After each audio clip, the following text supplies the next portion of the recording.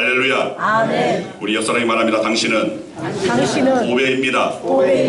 당신은 존귀합니다. 당신은 존귀합니다. 당신은 사랑스럽습니다. 당신은 사랑스럽습니다. 네, 지난 한 주간 우리 사모가 이 사모 세미나 가운데 제 옆에 없었습니다. 가기 전에는 야, 자유다라고 생각을 했습니다. 그런데 실상 없으니까 뭔가 허전합니다. 그래서 지난 한 주간 정말 절실히 느꼈습니다. 아, 저 사람이 고배구나. 저 사람이 존귀하구나. 저 사람이 정말 나의 사랑이구나. 아멘. 여러분도 마찬가지입니다. 여러분 한 사람 한 사람이 정말 주님께서는 보배롭고 존귀하게 사랑스러운 자로 여겨주신다는 사실 여러분 기억하시길 바랍니다. 아멘. 여러분 언제나 주의 전에 있어야 할 자들이고 언제 주님의 그 사랑 가운데 그 사랑을 받아 하나님의 놀란 그 은혜와 축복을 받아 누리는 하나님의 자녀된 자들이 되어야 한다는 것을 여러분 꼭 기억하시길 바랍니다. 아멘. 자, 오늘 우리 예수인 세우기 7번째 시간으로 신앙 고백대로 사는 그리스도인들이라는 제목을 함께 은혜 나누고 원합니다. 여러분 미국이나 또 유럽 기독교 문화권의 나라들에서는 자녀들의 그 이름, 아이들의 그 이름을 성경의 인물을 따서 성경 인물의 이름을 따서 그렇게 짓는 경우가 흔합니다. 자, 그 중에서도 남자 아이들의 경우 신약 성경의 사도들의 이름이 가장 많습니다. 예를 들어서 베드로를 뜻하는 피터, 또 바울을 뜻하는 폴, 요한을 뜻하는 존, 그리고 야고보를 뜻하는 제임스 등이 바로 그러합니다. 자, 그 이유는 이들이 사도들 중에 가장 알려진 인물들이고 또 주연급에 해당되기 때문에 그랬을 겁니다. 자, 그런데 이들 못지않게 굉장히 많이 사용되어 온 이름이 도마를 뜻하는 토마스입니다. 예를 들어서 중세를 대표하는 철학자 토마스 아퀴나스가 그러합니다. 그리고 미국의 3대 대통령인 제3대 대통령이었던 이 토마스 제퍼슨 대통령이 또 그 이름이 그러합니다. 그리고 우리가 너무나 잘 아는 과학자 토마스 에디슨이 그 이름이 또한 토마스입니다. 자, 이처럼 그 토마스라는 이름을 사용하고 있는 이들은 정말 수없이 정말 헤아릴 수 없을 정도로 많다는 겁니다. 게다가 토마스의 애칭인 톰 또는 토미까지 합한다면 정말 이 이름이 정말 굉장히 많다는 것을 부정할 수가 없습니다. 자, 그런데 여러분 사실 도마는 사도들 중에 그리 주연급으로 등장하는 인물이 사실은 아니었습니다. 마태, 마가, 누가복음 그리고 사도행전에서 12제자의 이름을 거론할 때 정말 잠깐 스치듯이 그 이름이 소개될 정도로 아주 짧게 등장합니다. 앞에서 말씀드린 주연급의 사도들과 달리 거의 소개가 되지 않고 있습니다. 자, 그런데 왜 이렇게 이 도마의 이름이 이렇게 많이 사용되는 것일까? 자, 그 답은 바로 요한복음에서 찾아볼 수 있습니다. 사도 요한은 아마도 이 도마와 가까이 지냈던 인물이었던 것 같습니다. 그래서 이제 도마에 대해서 여러 차례 언급합니다. 마태, 마가, 누가복음에 나와 있지 않는, 다른 성경에 나와 있지 않는 이 도마에 대한 이야기가 요한복음에서는 그래도 등장을 한다는 겁니다. 굉장히 인상적인 모습으로 묘사합니다. 그래서 아이들이 이런 도마 같은 사람이 되었으면 하는 바람에서 이름을 토마스 또는 톰이라고 지었다는 것입니다. 자, 그렇다면 요한복음이 보여주는 도마의 모습은 어떻습니까? 그리고 우리는 이 도마의 모습 속에서 우리가 무엇을 배워야 하는지 요한복음을 보면 도마가 중심인물로 등장하는 곳이 3곳입니다. 여기에 도마가 한 중요한 말들이 있습니다. 자, 오늘 말씀을 통하여서 우리가 이전에 갖고 있었던 도마하면 의심 많은 제자 그렇게 그냥 규정을 지어버렸는데 이제는 이 도마에 대한 이 편협한 오늘 우리의 기억이 좀 변화되었으면 하는 바람에서 오늘 말씀 가운데 오늘 말씀을 묵상하는 가운데서 도마의 신앙이 정말 진짜되게 신앙이라는 것을 저는 발견했습니다. 자, 특별히 도마가 한 중요한 말들이 있습니다. 자, 첫 번째 말은 따라하시길 바랍니다. 주와 함께 죽으러 가자. 주와 함께 죽으러 가자. 자, 요한복음에서 도마가 처음 등장하는 것이 이 요한복음 11장입니다. 우리는 여기에서 도마가 주목할 만한 그런 말을 발견하게 되는데 이 요한복음 11장 16절 말씀입니다. 같이 한번 읽겠습니다. 디두모라고도 하는 도마가 다른 제자들에게 말하되 우리도 주와 함께 죽으러 가자 하니라. 자, 여기서 디두모라는 말은 헬라의 이름입니다. 그리고 도마는 아람의 이름입니다. 그래서 당시에 헬라에 사용되는 이름이 있었고 또 아람어로 사용하는 이름이 있었기 때문에 이 두 가지 이름입니다.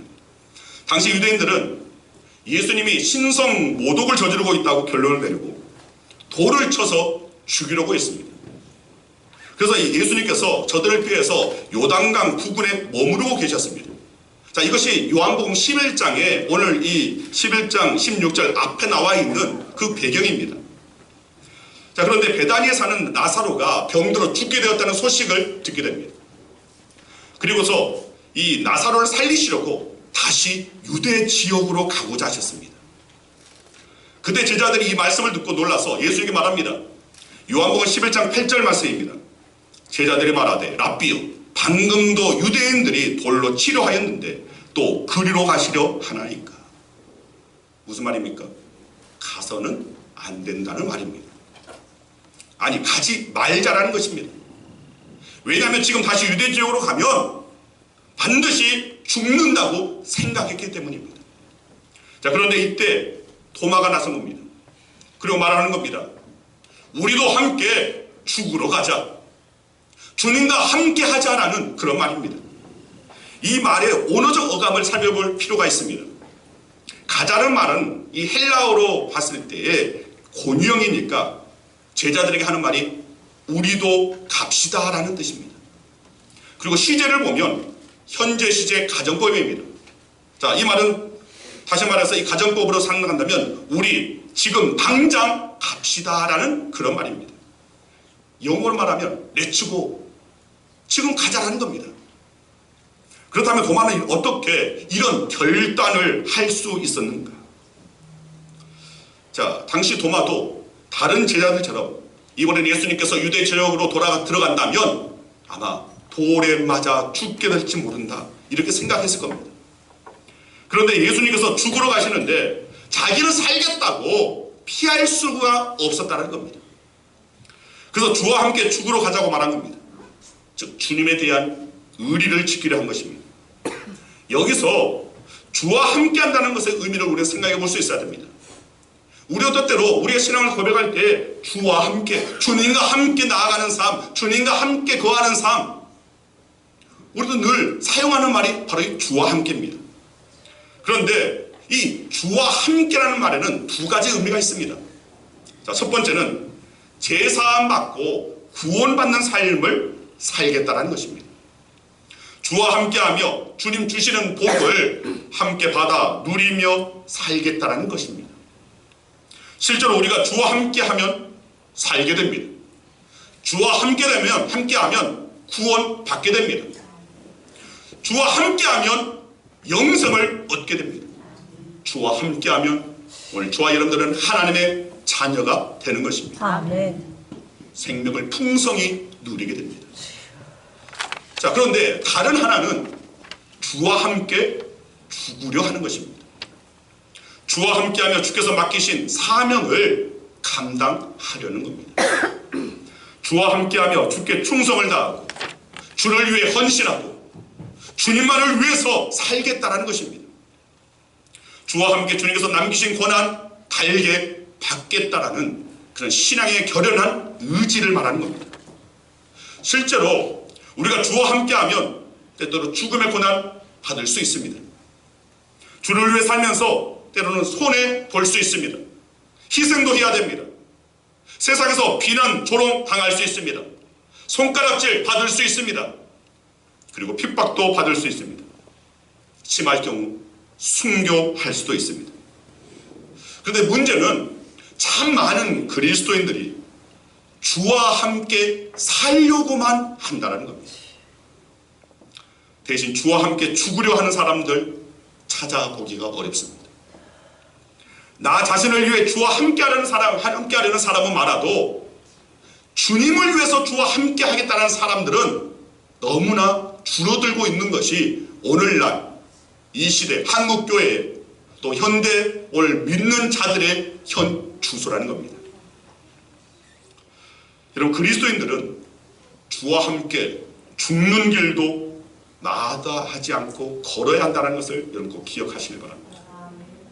진짜 그리스도인은, 진짜 예수인은 도마처럼 이렇게 말할 수 있어야 되고 이런 고백대로 삶을 살 수 있어야 됩니다.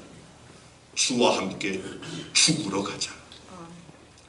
자, 그리고 도마가 한 중요한 말 두 번째는, 자, 따라하시길 바랍니다. 어찌 알겠사옵나이까. 어찌 알겠사옵나이까. 자, 요한복음에서 도마가 두 번째 등장하는 곳이 요한복음 14장입니다. 이 14장을 보면 예수님께서 제자들에게 아버지의 집, 곧 천국에 대한 말씀을 하셨습니다. 그리고 예수님께서 먼저 그곳으로 가실 것을 예고하셨습니다. 요한복음 14장 1절 2절 말씀 우리 함께 읽습니다. 너희는 마음에 근심하지 말라. 하나님을 믿으니 또 나를 믿으라. 내 아버지의 집에 거할 곳이 많도다. 그렇지 않으면 너희에게 일렀으리라. 내가 너희를 위하여 거처를 예비하러 가노니. 자, 이 말씀을 하시고 예수님은 덧붙여 말씀하시기를 언젠가는 너희들 제자들을 그곳으로 인도하실 것이라고 말씀하셨습니다. 자, 그 말씀이 3절 이어지는 3절 말씀입니다. 같이 읽습니다. 가서 너희를 위하여 거처를 예비하며 내가 다시 와서 너희를 내게로 영접하여 나 있는 곳에 너희도 있게 하리라. 아멘. 자, 그러시면서 예수님께서 뜻밖의 말씀을 하십니다. 3절에 있는 말씀, 4절에 있는 말씀입니다. 내가 어디로 가는지 그 길을 너희가 아느니라. 이미 예수님께서 몇 차례 십자가와 부활을 예고하셨습니다. 말씀하신 바 분명히 있습니다. 그 말씀을 들었으니 예수님께서 앞으로 어떤 길로 가실지 알 수 있을 것이 아니냐라는 그런 말씀입니다. 즉 예수님께서 아버지 하나님께 가신다는 것을 알아야 한다라고 말씀하신 겁니다. 이 말씀에 도마가 한 말이 5절 말씀입니다. 우리 5절 말씀 함께 있습니다. 도마가 이르되 주여 주께서 어디로 가시는지 우리가 알지 못하거든 그 길을 어찌 알겠사옵나이까. 무슨 말이냐면 앞으로 십자가를 지시겠다는 말씀도 잘 모르겠는데 아버지의 집에 대해서 어떻게 알 수 있겠느냐라는 그런 말입니다. 다시 말하면 무슨 말씀인지 도통 잘 모르겠으니 깨닫게 해달라고 예수님께 지금 부탁을 하고 있는 겁니다. 자, 여기에서 아주 재미있는 비교 하나를 해보겠습니다. 앞에 요한복음 11장과 요한복음 14장에서 두 곳 다 예수님께서 어디론가 가실 것을 말씀하셨습니다. 요한복음 11장에서는 나사로를 살리기 위해서 유대 지역으로 가시겠다고 말씀하셨고, 그리고 요한복음 14장에서는 제자들의 거처를 예비하러 가기 위해 이제 아버지의 집으로 가시겠다고 말씀하신 겁니다. 그런데 도마는 유대 지역으로 가시겠다고 할 때는 묻지 않고 따르겠다고 했습니다. 함께 죽음이라도 정말 마다하지 않고 나아가겠다라고 그렇게 말했습니다. 그런데 아버지의 집으로 가시겠다고 하니까 따지듯이 물었습니다. 잘 모르겠다고. 도대체 그곳이 어디냐고 하는 그런 몰입입니다. 맞습니다. 도마는 자기가 잘 모르는 것에 대해서는 짚고 넘어가는 사람이었습니다. 아버지의 집, 저 천국에 대해서 잘 모르겠으니 그대로 넘어갈 수 없었던 겁니다. 아는 척하고 따르겠다고 할 수 없었습니다. 그래서 도마는 주님께 물었습니다. 중국의 노자는 이런 말을 했습니다. 모른다는 것을 아는 것이 좋은 일이요, 모른다는 것을 모르는 것이 병이다. 또 공자는 이런 말을 했습니다. 아는 것을 안다고 말하고 모르는 것을 모른다고 하는 것, 이것이야말로 정말 아는 것이다. 즉 도마는 바로 그런 인물이었다는 겁니다. 도마는 주님의 말씀을 들을 때 자기가 무엇을 모르는지를 알았습니다. 그리고 자기가 모르는 것을 모른다고 주님께 말씀드렸습니다. 있는 그대로 자기의 상황, 자기의 상태 감추지 않고 그대로 아린 겁니다. 그래서 주님께 놀라운 깨달음의 말씀을 듣게 됩니다. 요한복음 14장 6절 말씀, 너무나 중요한 말씀이고 유명한 말씀이고 너무나 잘 아는 말씀입니다. 예수께서 하신 말씀이 내가 곧 길이요 진리요 생명이니 나로 말미암지 않고는 아버지께로 올 자가 없느니라. 아멘. 아버지의 집, 곧 하나님의 나라는 예수님을 통해서만 갈 수 있다는 것입니다. 아멘. 여러분 단언하건대 여러분 하나님의 나라는 그냥 이름뿐인 그리스도인이 가는 곳이 아닙니다. 하나님의 나라 천국은 진짜 그리스도인이 가는 곳입니다. 진짜 예수 안에 존재하는 사람이 가는 곳입니다. 진짜 그 심령 안에 예수님을 모시고 살아가는 예수인이 가는 곳이 바로 하나님의 나라 천국입니다. 아멘. 우리가 왜 예수인 캠페인을 하는 겁니까? 왜 이런 신앙 캠페인을 해야 합니까? 신앙 캠페인이 아니라 더 말씀 가운데 더 깊이 파고들고 그저 말씀에 아멘 하면 될 터인데 무슨 굳이 신앙 캠페인을 합니까? 라는, 그것도 매주 동일한 것을 왜 말합니까? 그런데 우리는 듣는 귀가 먼저 열려져야 됩니다. 아멘. 그리고 듣고 그냥 스쳐 지나가 버리고 망각해버리기 쉬운 오늘 우리들이기 때문에 연약한 존재를 우리가 인정하고 오늘 그것이 단순하게 반복하고 지속하고 강행하면서 그 말씀이 우리 안에 자리 앞에 있었는 거예요. 아멘. 그래, 내가 예수인으로 살아야지. 내가 어떤 상황에서도 정말 예수 안에서 존재하고 어떤 상황과 어떤 환경, 어떤 문제 앞에서도 내 안에 계시는 예수님을 결코 버리지 않고 떠나지 않고 예수님을 모시고 살아가는 예수인이 되어야지. 이 믿음의 결단이 저와 여러분 가운데 있어야 한다는 것입니다. 아멘. 바로 이것이 도마가 바로 예수인이 되어지는 가정 가운데 오늘 그는 그 자신의 모르는 것을 모른다고 분명히 밝히면서 그 아버지의 집, 천국에 대해서 어떻게 갈 수 있느냐고 물었던 것이고, 바로 예수님께서 정말 너무나 중요한 말씀입니다. 내가 곧 길이요 진리요 생명이다. 나로 말미암지 않고는, 예수 그리스도를 말미암지 않고는 하나님의 나라, 아버지의 나라, 저 천국에 갈 수 없다라고 분명히 말씀하신 겁니다. 아멘. 우리가 예수인이 되어야 할 이유가 바로 여기에 있는 겁니다.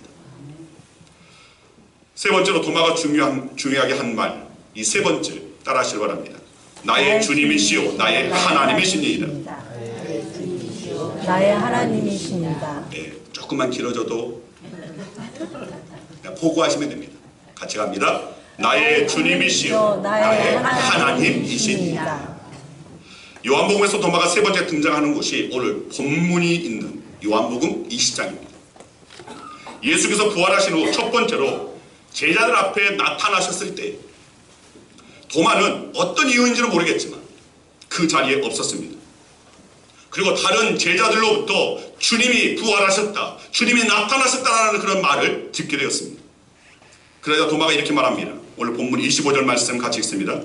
다른 제자들이 그에게 이르되 우리가 주를 보았노라 하니 도마가 이르되 내가 그의 손에 못자국을 보며 내 손가락을 그 못자국에 넣으며 내 손을 그 옆구리에 넣어보지 않고는 믿지 아니하겠노라 하니라.